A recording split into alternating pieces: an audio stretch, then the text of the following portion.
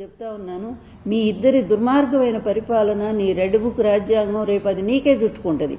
రేపు నీవు మా ప్రభుత్వం వచ్చిన తర్వాత మొట్టమొదటిగా లోకేష్ అరెస్ట్ అవుతాడు. ఎందుకంటే ఇన్ని హత్యలు చేయిస్తున్నటువంటి నిన్న పాపం సాల్మన్ రాజు ఎంత బాధేస్తుందండి. అలా చాలా రోజుల తర్వాత ఊరికి వస్తే భార్యను చూడటానికి చంపేస్తారా? ఏమి రాజ్యాంగం అండి? ఏమి రాజ్యం నడుస్తూ ఉంది మీ ప్రభుత్వంలో? ఇదా ప్రభుత్వం అంటే? ఇదా ప్రజా పరిపాలన అంటే?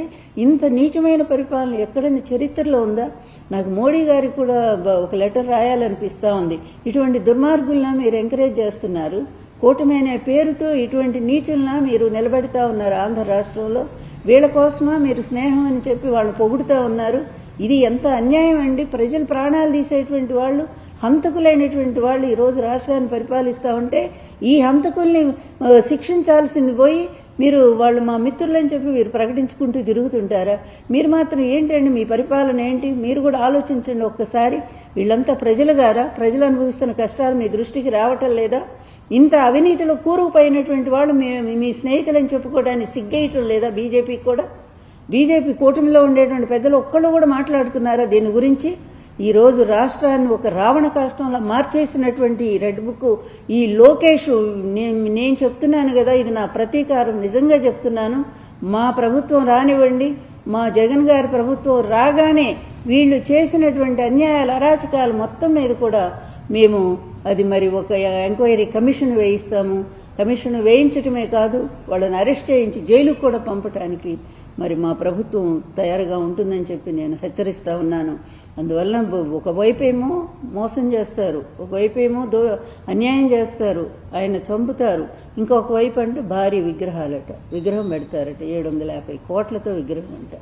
ముందు ఆ మెడికల్ కాలేజీలు పూర్తి చేయండి. ప్రతిదీ అబద్ధమే. నేను చెప్తున్న వాస్తవం ఏంటంటే అతను ఏది కట్టడు. ఇప్పుడు కాదు, నీరుకొండ విగ్రహం విషయం మీకు కూడా గుర్తుండే ఉంటుంది. ఎప్పుడో 2014లో ఆయన అధికారానికి వచ్చినప్పుడు ఆంధ్ర రాష్ట్రంలో చంద్రబాబు నాయుడు గారు నీరుకొండ మీద ఎన్టీఆర్ విగ్రహం పెడుతున్నానని చెప్పి అప్పుడే అనౌన్స్ చేశారు. ఏమైపోయింది? 5 ఏళ్ళు ఏమీ జరగలేదు. ఆ చుట్టుపక్కల మాత్రం కొన్ని భూములు కొనుక్కున్నట్టున్నారు. అతని పని ఎప్పుడూ కూడా అదే. ఒకటి అనౌన్స్ చేశాడంటే దాని వెనక అతని స్వార్థం ఎంత ఉంటుంది అనేది అందరికీ తెలిసినటువంటి విషయమే. ఇప్పుడు కూడా అంతే, డైవర్ట్ చేయటం కోసం చేస్తూ ఉన్నాడు. అందువల్ల ఇట్లాంటివన్నీ కూడా నీకు చేతనైతే ఎన్టీఆర్ భారతరత్న ఇప్పించు. ప్రతి రాష్ట్రం కూడా వాళ్ళు మహనీయుల కోసం, మరి మహానుభావుల కోసం వాళ్ళు పోరాటం సాగించి భారతరత్న సాధించుకుంటా ఉన్నారు. కానీ మరి ఇక్కడేం జరుగుతోంది? ఎన్టీఆర్ లాంటి మహానుభావుడు అంత విగ్రహం పెడతాం, ఇంత విగ్రహం పెడతాం అని చెప్తున్నటువంటి మీరు మరి భారతరత్న తెచ్చుకోలేరా? అది చేత కాదా? చేత అయ్యే పక్కన పడేస్తున్నారా? ఎన్టీఆర్ అంటే ఏమాత్రం గౌరవం లేని చంద్రబాబు నాయుడు, ఎన్టీఆర్ అంటే ఏమాత్రం ప్రేమ లేనటువంటి చంద్రబాబు నాయుడు బయట మీడియాలో మాట్లాడినంత మాత్రం చేత ఎన్టీఆర్ అభిమానుల్ని నమ్మొద్దని నేను విజ్ఞప్తి చేస్తా ఉన్నాను. ఇతను ఒక మోసగాడు, ఇతను ఒక వంచకుడు, ఇతను ఒక వెన్నుపోటుదారు. ఇతను ఎన్టీఆర్కే కాదు ప్రజలకు కూడా వెన్నుపోటు పొడిచినటువంటి వాడు.